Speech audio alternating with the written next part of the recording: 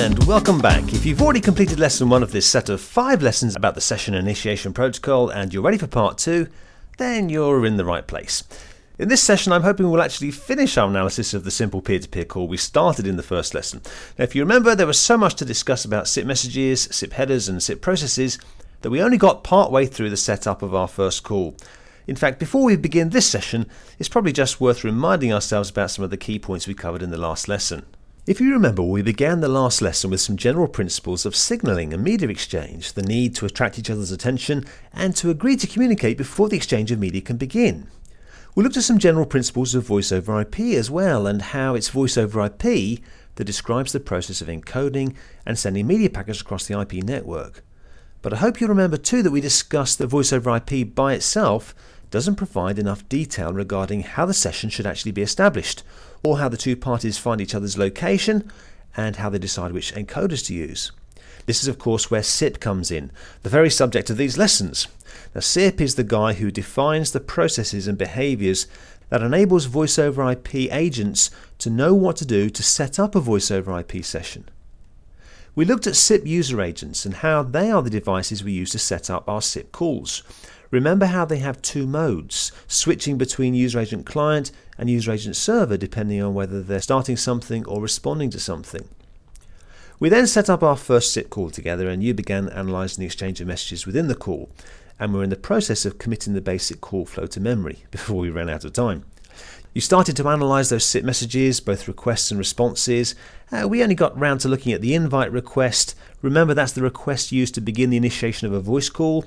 And we looked at the 100 trying response used to confirm reliable delivery of the request. We also took our first look at the cancel request. Remember how SIP, being a very polite protocol, wants to let the other party know if he's given up retransmitting a request after not having received any response. We made a start looking at the headers within the SIP message. Do you remember the to and the from headers? They're there always to give a constant reference as to who the request is intended for and who the response is from. It doesn't matter if we read the to and the from in a request or a response, they're always the same way round. Remember how they don't change? They're not reversed in the response. Now, I always like to think of the from header as saying, this is who I am. The contact header, on the other hand, says something like, this is where I am.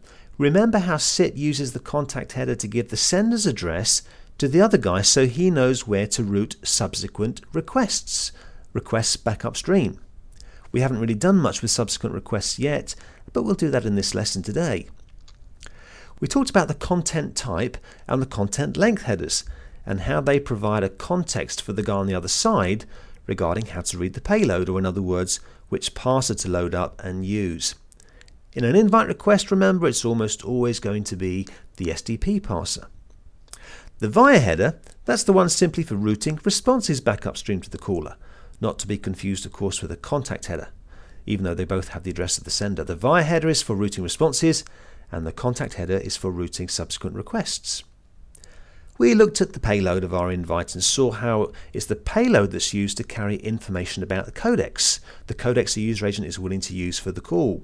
Plus, of course, routing information not for responses, because that's the via header, and not for subsequent requests, because that's the contact header, but this time routing information for routing the media packets.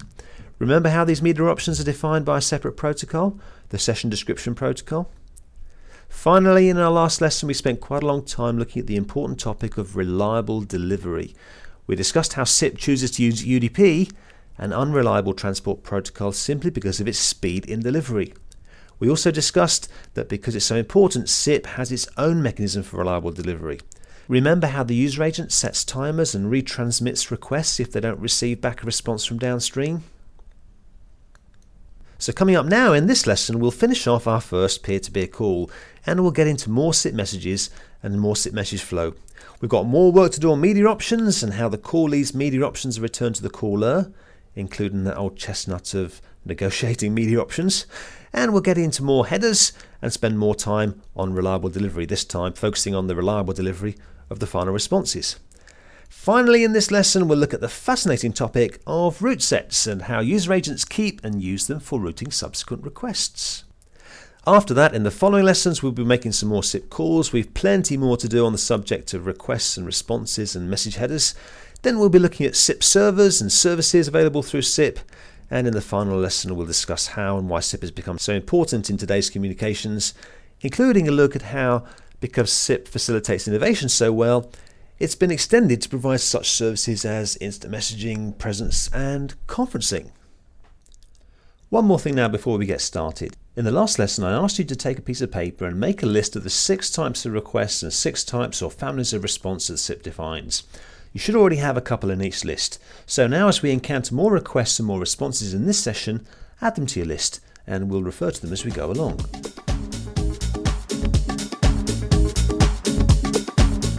We finished the last lesson with the downstream user agent having just sent back the 100 trying to the upstream user agent following receipt of the invite request.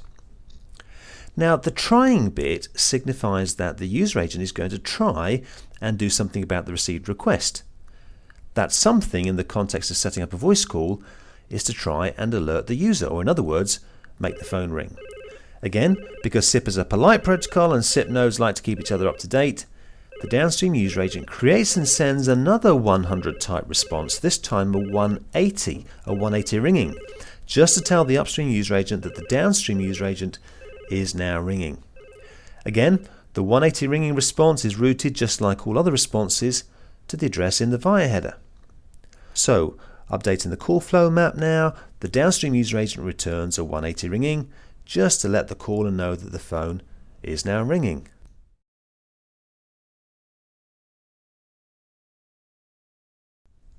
We've talked already about there being 6 families or type of SIP response.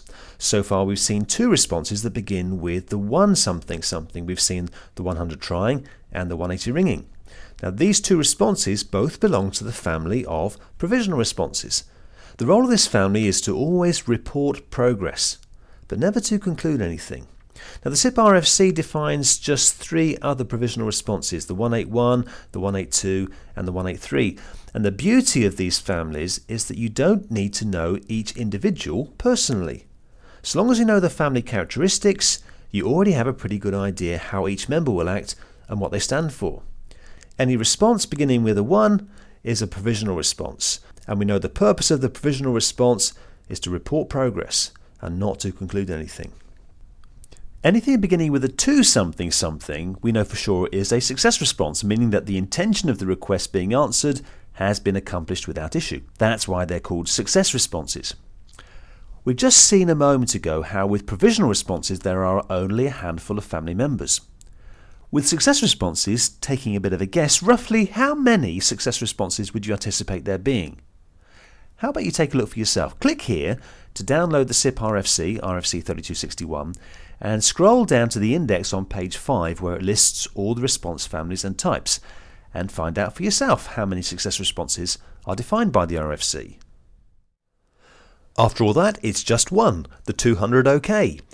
Sending a 200 after receiving an invite means the callee has accepted the invitation. Sending one after a bye means the user agent understands the other guy is terminating the call. Now in describing the 200 OK so far, I've used phrases like mission accomplished, invitation accepted and so on. Phrases that denote a tone of finality. With the 200 we've moved on from simple progress reports to conclusive statements. These responses that do more than report progress are known as final responses.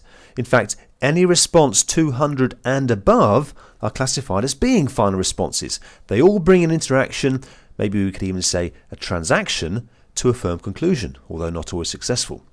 Now that we know about the definition of a final response, let's talk for a moment about the SIP transaction. A simple definition is that a SIP transaction begins with a request, that's any request, initial or subsequent, ends with a final response, and includes any provisional responses there might be. That's it, a simple SIP transaction, a kind of self-contained interaction between SIP nodes. So the invite transaction begins with the invite request and ends with the 200 OK final response and includes the 100 trying and the 180 ringing. Actually, There are two more things you need to know about the transaction. One is that there is an exception to this rule, we'll come to it soon, and the other is to do with the number of hops a message might take jumping between nodes. We'll deal with that later too. But first, let's take a moment to review the latest key terms.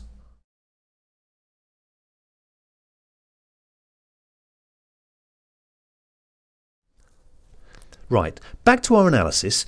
Take another look now, if you will, at your user agent and compare the 200 OK with the 100 trying. There are two key differences I hope you'll notice. When you find them, give some thought as to why the differences appear in the 200 and not in the 100. One difference is that, unlike the 100 trying, the 200 OK now has a message body with some payload. Now we've seen already that lots of content is simply copied from the incoming request into the response. But how about this payload? Has it been copied from the request like much of the other response content? Give it some thought now. What is the purpose of the payload in this 200 OK?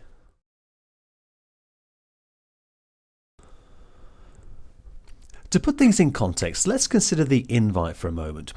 When the caller sends out the initial invite, there are three things he knows the other guy needs to know about him for purposes of managing the call. He knows the other guy needs to know the reason for this interaction. The reason being supplied in, of course, the method type, which for an invite says something like, I invite you to a communication session with me. He also knows the other guy must have his media options, his codecs and RTP routing information, so that should he accept the invitation, he has all the information he needs to construct his media packets and send them to the right place. Finally, the caller knows the other guy also needs to know where he is, not in terms of just media packet exchange, but in terms of SIP signaling packet exchange, just in case he wants to send any further SIP requests or subsequent requests during this call. This information is carried, of course, in the contact header.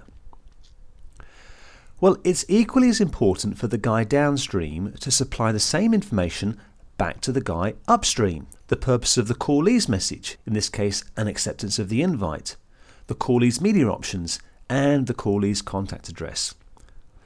But there's no point in the downstream user agent providing this information until he's actually decided to accept the invitation. And that's why it's not found in the 100 trying. There's no point in giving this information until he's decided to take the call, until that final decision has been taken. So the 200 OK is sent upstream to the caller, finishing this transaction, telling the caller that his invitation has been accepted and providing for him the callee's contact address and media options. Looking at the callee's media options in a bit more detail, I like to read them as saying something like, right, I'm now listening on this port and on this IP address, so go ahead and start sending your media packets here as soon as you're ready. Oh, and here's a list of the media types and codecs that I'm willing to use. Let's think about codecs for a moment. We've seen already how the caller supplies a list of codecs he's willing to use to the callee in his invite. And now we've seen how the callee supplies a list of codecs that he's willing to use to the caller in his 200 OK. But how about this? If the caller has a list with multiple codecs, and so does the callee, then which codec do they use for the call? There must be some way that SIP defines or determines which codecs should be used in these circumstances. In fact, there's some SIP commentators that talk about this process as being negotiating media options. When I think of negotiating something, I think of the exchange we might have at the market. It might start when I spot something interesting and ask how much it costs. The seller might then respond with a suggested price, but being too expensive, I come back with a significantly reduced offer, which, not being nearly enough, prompts the seller once more to respond with something a little less than the original price. These two-way interactions then continue backwards and forwards until an acceptable price is found. So the term negotiating implies this backwards and forwards, back and forth interaction, offering, reoffering, perhaps even compromising, until an agreement is found. This is not the process used by SIP user agents when deciding which codec to use. There is no going back and forth. There is no negotiating. It's much more simple than that. Here's how it works. The caller includes his codecs in his invite. The callee includes his codecs in his 200 OK response. And both parties know the rule. They use the first codec common to both lists. In this case, the first codec common to both lists is the codec represented by 8, or the G711 ALIL codec. That's it. No backwards and forwards, no offering and compromising. One party says this is what I'm willing to use for the call, the other party says this is what I'm willing to use for the call, and they both know to use the first common codec. So, a key point here. Do you remember the two initial purposes of SIP? One of them was to help both parties exchange media options or codec details. Well, this is how SIP does it. Encapsulated in the invite request and the 200OK response, both signaling messages are descriptions of each user agent's media options or capabilities. With these two messages exchanged, both parties know which encoder to use and where to send the media packets.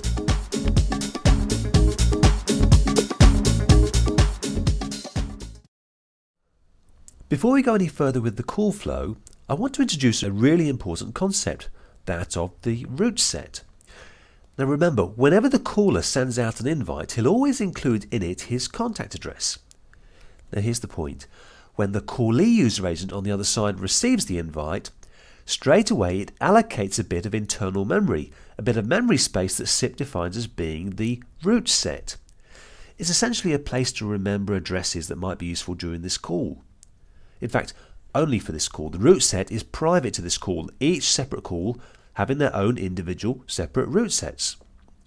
So the callee then takes the contact address of the caller from the invite and stores it in his route set list. Now the big question here is, why?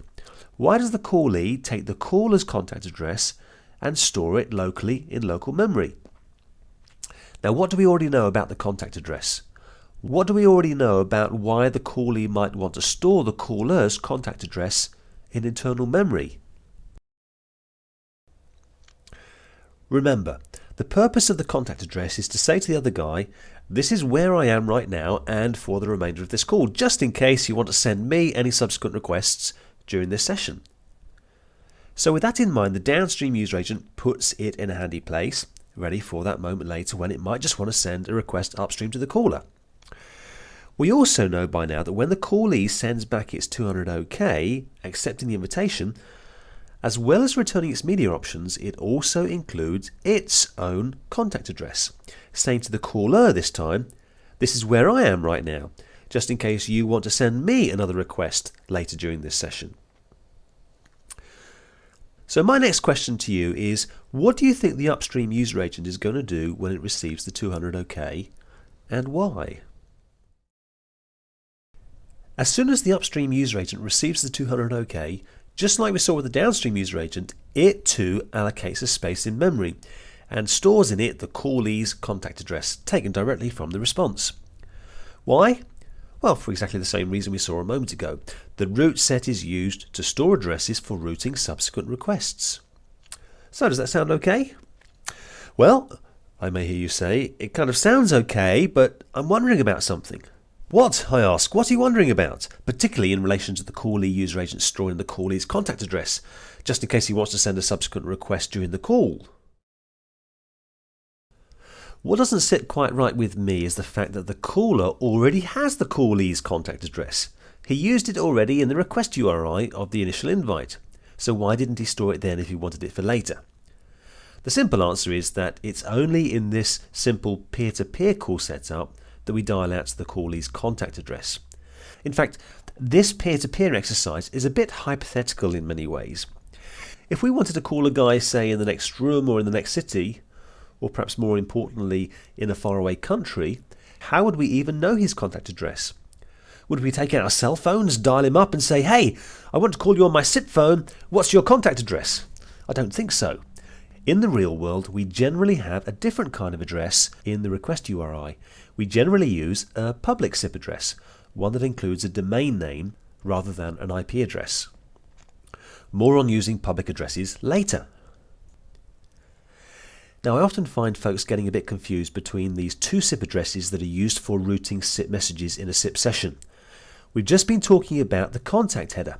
Remember, it's the contact header that's supplied to the other guy so he knows how to route back subsequent requests. It's this contact header that's stored in the other guy's route set. Now please don't get things confused with the routing back of responses. The routing of responses has nothing to do with the contact header, even if the addresses are the same.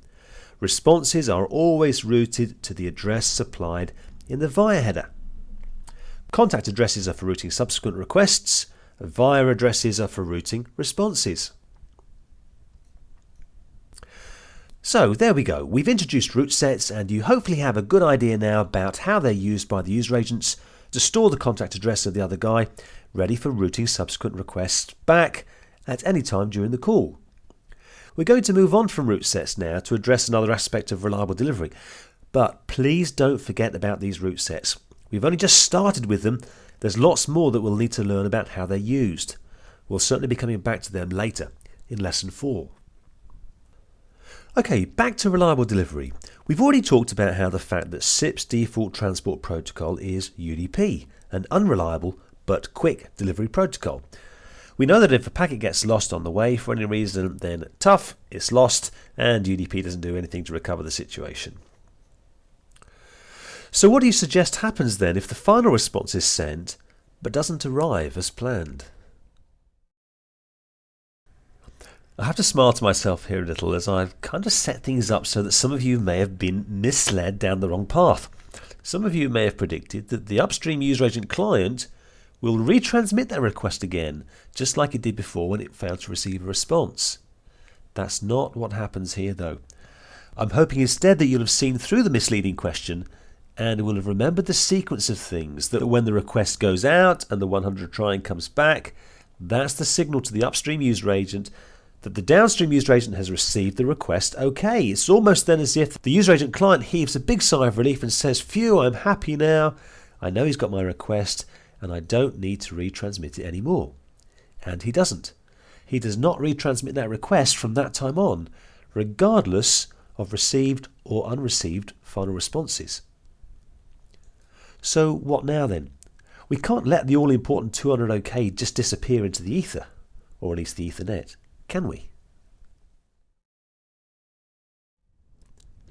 Here's how things work. Remember with the invite how the user agent client had responsibility for setting the timer, waiting for that confirming signal to come back and retransmit if necessary? Well, with regard to the final response to the invite, responsibility for reliable delivery now shifts over to the user agent server. So as it sends out the final response, it now also sets a timer, just like we saw before on the other side whilst the UAC sent the invite. And now it waits for something to come back from the other side, something to acknowledge receipt of the final response to the invite. That something being the ACK. The upstream user agent client sends the ACK back down to the user agent server. It's through this ACK that he acknowledges receipt or reliable delivery of the final response to the invite. When the user agent server receives the ACK, I can just hear it saying, great, I'm happy now. I know that my final response has been delivered upstream reliably, and I don't need to worry anymore about retransmissions.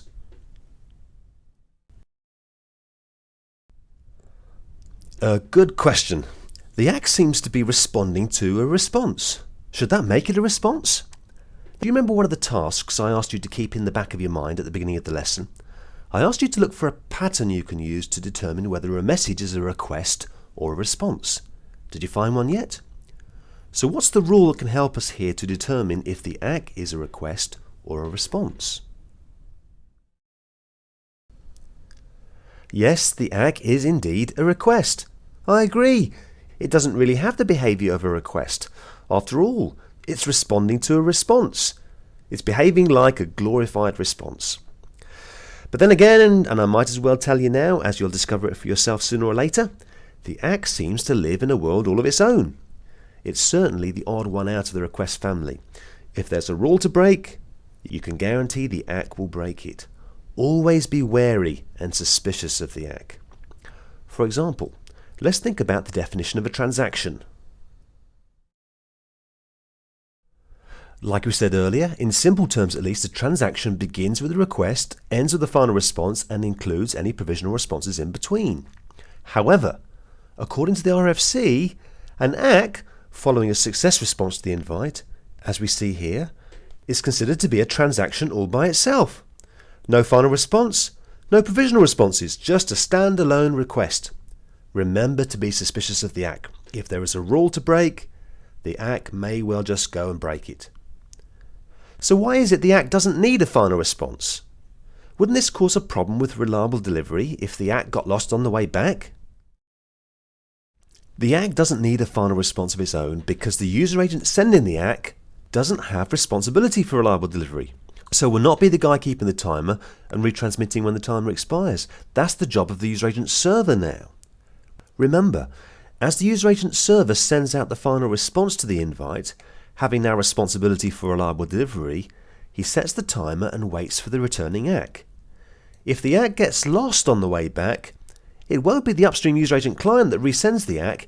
Instead, the expired timer at the user agent server will trigger the retransmission of the final response from user agent server back up to user agent client again. So now when the upstream client gets a copy of that response, it says something like, "Aha! I see that this response is exactly the same response that I had a moment ago. Something must have gone wrong with the delivery of my first ACK. I'll send it again." Now when it arrives downstream, the user agent server heaves a great sigh of relief, confident that the second attempt of sending the final response worked out just fine, and that he doesn't need to worry anymore about retransmissions. So here's a question for you then. What do the 100 trying and the ACK have in common? Their reason for being is reliable delivery. We know that after sending out the invite, the user agent client waits for something to come back to confirm reliable delivery of the invite. And if there's no other suitable response in those first few moments after the request arrives, it's the 100 trying that gets sent. The purpose of the 100 trying is to confirm reliable delivery of the request. Now in like manner, after sending out the final response to the invite, the user agent server now waits for something to come back to confirm reliable delivery of the response. And this will always be the ACK. The purpose of the ACK is to confirm reliable delivery of the final response to the invite. So both the 100 trying and the ACK are to confirm reliable delivery.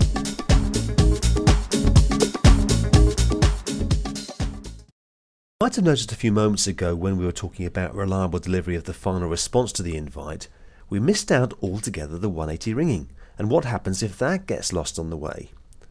On the basis of what you know now, take a moment to suggest how you think SIP takes care of reliable delivery of the 180. I hope you didn't spend too much time trying to rack your brains on that one, because actually SIP provides no reliable delivery for the 180 ringing or for any of the other provisional responses. If they get lost, tough, they get lost, and that's that. Now for most of us, losing the 180 probably isn't that much of a big deal. After all, it won't stop the call from being set up. However, for some, provisional responses are vitally important, particularly those who are interested in the advanced SIP topic of early media, for example. We don't have time to discuss reliable delivery and early media in this course, but we do in the follow-on course, SIP Advanced. So by way of summary and getting back to the SIP call flow now, the upstream caller, after receiving the 200 OK, knows to acknowledge receipt of this important final response, so creates and sends the ACK. Now this call flow map, remember, is something that you do well to be committing to memory. The ACK is a subsequent request in that it's a request in the call or session that follows after the initial request that initiated the session. Now, do you know anything about the routing of subsequent requests? Take a moment now to run through what you know, to run through the process of what information is supplied, by who, what's done with it, and how it's used in the routing of subsequent requests. It might be an idea to draw a sketch to help focus your thoughts. So, routing subsequent requests. The key to routing subsequent requests are the route sets. Remember, internal memory spaces in the user agents in which they store each other's contact addresses for the express purpose of routing subsequent requests during this call or session. So when the upstream user agent wants to send a subsequent request, like the ACK, it pulls the downstream user agent's contact address out of its route set and plugs it into the start line of the outgoing request. Subsequent requests are routed according to the addresses stored in the route sets. So with the signaling complete, both parties now have each other's media options and contact addresses. They're ready to start sending media packets, taking the analog audio from the user, encoding it and putting the data into media packets that are sent out over the network to be decoded on the other side and played back to the user as analog audio.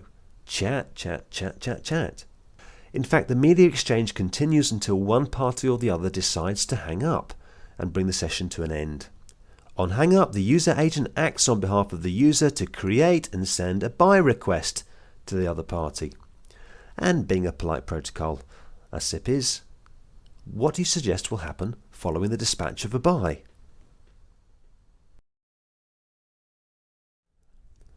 Exactly. For the purposes of reliable delivery, the sender of the buy sets a timer and waits for something to come back to confirm the request has arrived at the other end as planned.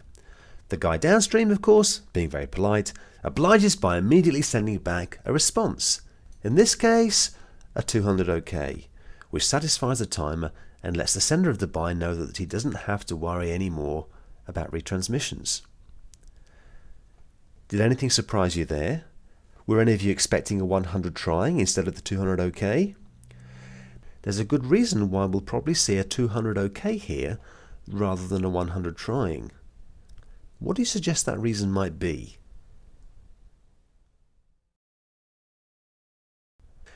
Remember, a key point for reliable delivery is that the guy responsible for the delivery doesn't care what type of response comes back.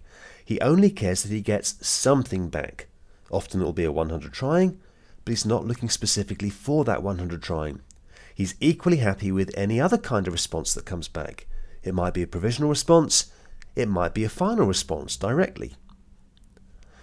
So, when would you expect a 100 trying, and when might you expect something else, maybe a final response directly? The answer is when the round trip time of these messages is expected to be more than half of a second, a 100 trying is used. In the case of the buy, the receiving user agent doesn't need to pop up a box and wait for the human to click something like OK to hang up. There's no need to wait. Instead, it responds immediately with a response that doesn't only just confirm reliable delivery of the buy, but also that concludes the buy transaction. Remember, a transaction always starts with a request and ends with a final response. So, how many transactions are there then in this call flow now?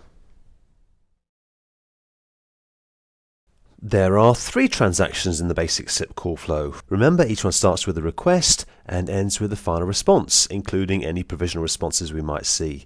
The odd one out that breaks the rules is the ACK. In this scenario, the ACK is a transaction all of its own.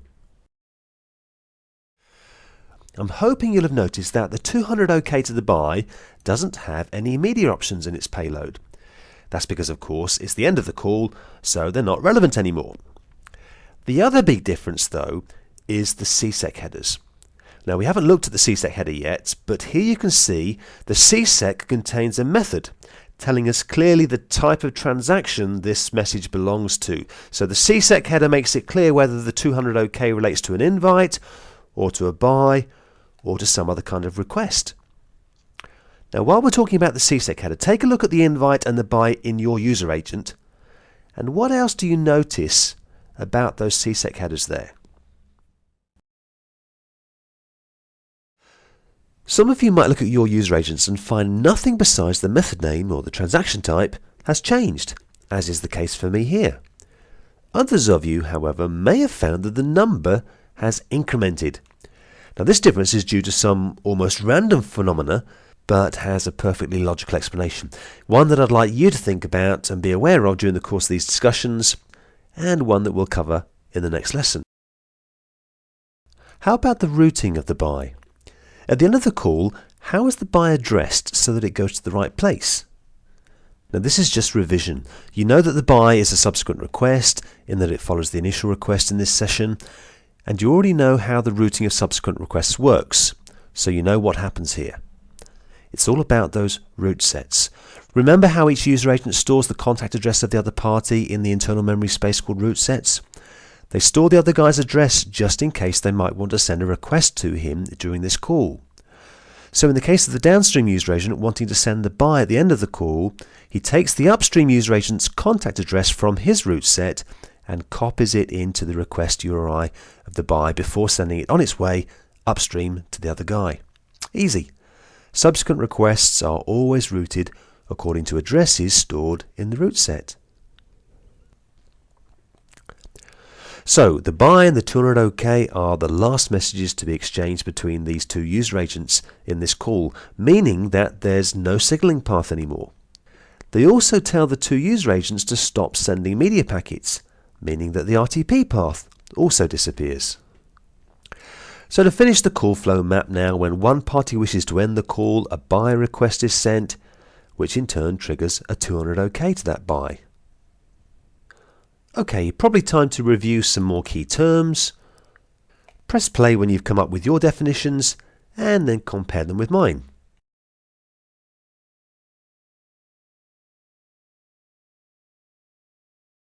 We've talked already about the ACK and how it seems to be the odd one out, the one that seems to break all the rules. Now, did you notice anything else that was unusual about the ACK, particularly in relation to this SIP call flow? There's another thing to bear in mind about the ACK. The ACK only ever follows the invite. You don't get one after any other type of SIP request, not after a buy or a cancel, only ever after an invite. So why is this? Why do you think the ACK is only necessary after an invite and after no other request? First of all, remind yourself of the reason for the ACK. It's to confirm reliable delivery of the final response to the invite. So why do we need to worry about a separate mechanism for final responses to invites? After all, if the final response to the buy gets lost, the buy is automatically retransmitted, triggering in turn a retransmission of the final response to the buy.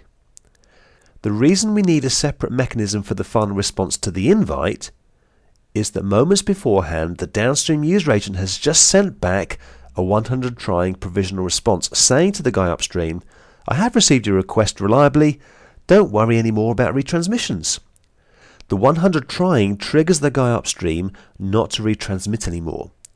But it's almost as if it puts a spanner in the works regarding the normal process of reliable delivery for the final response. Even so, it is there for a good purpose. Imagine what would happen if there was no provisional response and therefore no need for an ACK. Just like always, when sending the request downstream, the caller would set the timer for purposes of reliable delivery. Imagine that the request arrived as planned and made the phone ring, but the callee was some distance from the phone, occupied in something much more interesting than taking calls. Now, imagining that no provisional responses are returned, how much time would the callee have to register that the phone was ringing and to get to it and answer it? And what will the caller user agent be doing in the meantime? We know that if the caller user agent doesn't receive a response back, he will retransmit the request and will continue to retransmit for 32 seconds before finally giving up and sending out a cancel, which will of course stop the phone from ringing and the call from being established. This means that besides the caller flooding the network with retransmissions, the callee has a maximum of 32 seconds to take the call before the call is cancelled. Now, whilst it might be enough for most of us, it might not be enough for others. Where there is a need for human intervention in the management of a session, an intervention that may take some time, use a provisional response to signal back to the upstream user agent to tell him not to flood the network with retransmissions, but also to satisfy his timer, meaning there's no longer a maximum of 32 seconds before the invite is cancelled. This way the phone can ring and the callee doesn't have to rush to get to the phone before the 7th transmission for fear of losing the call. The moment the first response arrives back upstream, the caller user agent can sit back comfortable in the knowledge that he doesn't have to retransmit the request anymore. So if he's not going to retransmit anything anymore, responsibility for the reliable delivery of the final response must now be taken by the downstream user agent, who, as we know, sets a timer and waits for the returning ACK. The whole reason for the ACK is to buy some time for the callee to come and pick up the phone, something he needs time to do, perhaps more than 32 seconds. On the other hand, most other requests don't need any human intervention. They don't need to wait for the human user to do something. Most other request transactions are handled directly between the user agents themselves. And because the user agents are always alert and ready to process and not occupied with barbecues or other more interesting things, they can respond pretty much instantly. In these cases, a final response can be sent directly. One response that will both satisfy the reliable delivery timer and conclude the transaction. You might also sometimes see a 100 try between the buy and the 200 OK, and this will happen when the user agent thinks that the round trip time might be more than half a second or so. That's perfectly legitimate. So, a golden rule. The ACK only ever follows the invite. You don't get one after any other type of SIP request. Not after a cancel, not after a buy. Only after an invite. That's pretty much it then for Lesson 2 of this SIP Essentials course. Just one more main point to cover before we summarise things and you get a chance to test your newfound knowledge. And that's to reinforce the difference between signalling and media exchange. Remember, it's through signalling packets that users both invite to communication and to accept that invitation. It's through those same signalling packets that both parties know which media options to use. This done, the conversation can begin, or in other words, the encoding and exchange of media packets can take place. I always recommend that we think about the two different types of packets, signalling packets and media packets, travelling over different paths. So how are your lists coming on? I reckon that by now you should have 4 types of request and 2 families of response. How about we pause for a moment for you to take a look at your list and, if necessary, allow time to review things and fill in any gaps. Okay then, before your last review questions in this lesson, let's summarise the main points we've covered. We finished off analysing our first SIP peer-to-peer call, and in so doing looked in more detail at SIP responses, different families and the categories. We discussed how responses are grouped in families, and how generally when you know the nature and characteristics of the family, you also know the nature and characteristics of the individual. Any member of the provisional response family has a status code beginning with a 1 something something. It's there simply to report progress, perhaps that the request has been delivered reliably, or to report that the downstream phone is ringing.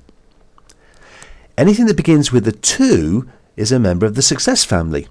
They're always there to report that the intention of the request has been achieved successfully. So long as we can recognise the first digit of the family status code, then we'll have a pretty good idea about the intent of the response. And although we've only looked at a handful of responses, there are many, many more described by the RFC. But the beauty is we don't need to learn them all off by heart, we just need to learn the family numbers. We also talked about how any response with a code greater than 199 is said to be a final response, meaning that it concludes a transaction. Although we haven't talked about any such scenarios yet, final responses might not always be successful. We'll look at non-success final responses in the next lesson. We looked at more SIP requests, the ACK and the buy. The ACK, of course, being the request that seems to break all the rules. It doesn't start anything or give any instruction to anyone like the other requests do, but simply acts as a glorified response to a response. To acknowledge, here's the key word now, reliable delivery of the final response to the invite. Maybe I'm being a little unfair on the poor old ACK. He does have some other uses that we can find later on, even though they are uses which have been found for the ACK, rather than the original intended use of the ACK. Remember too how we only ever see an ACK following an invite transaction, and nowhere else. This is to buy more than 32 seconds of time for the human to get to the phone, and of course to avoid flooding the network with retransmissions. The buy is much more straightforward. It's most certainly a request having the specific purpose of telling other SIP devices that the session is being terminated.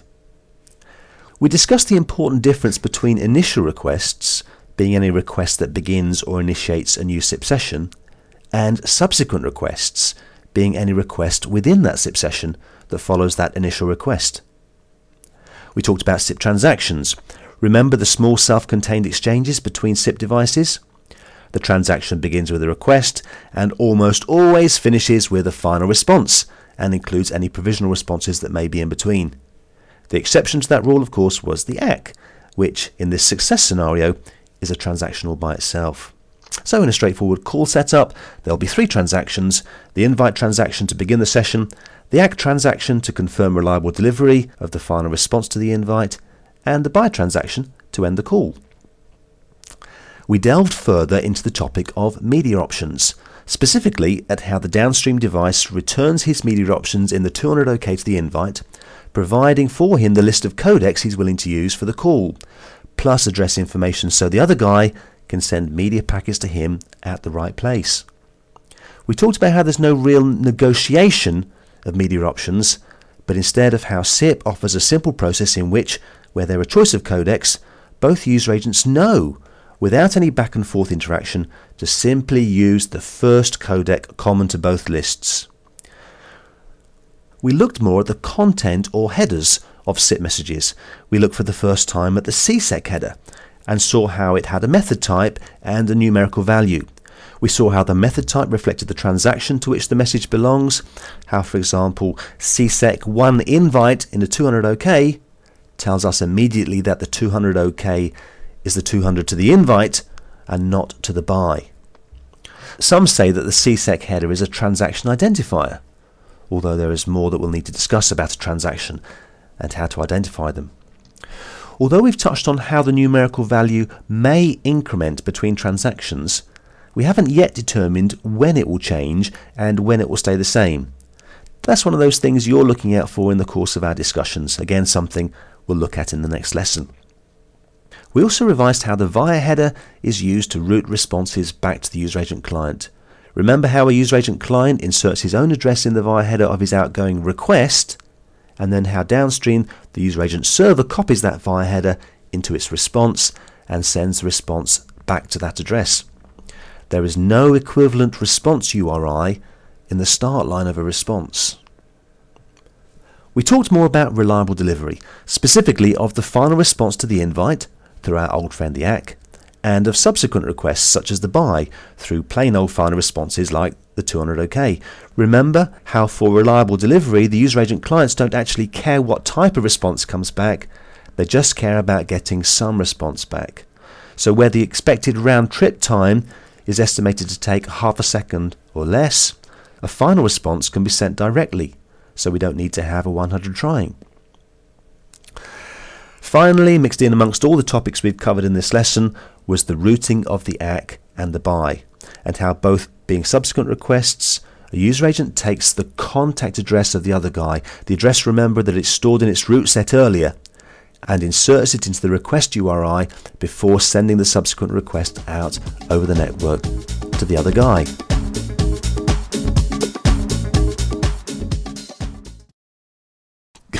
Goodness me, all in all it's taken us just over 2 hours over 2 lessons to set up and analyse our first SIP peer-to-peer call.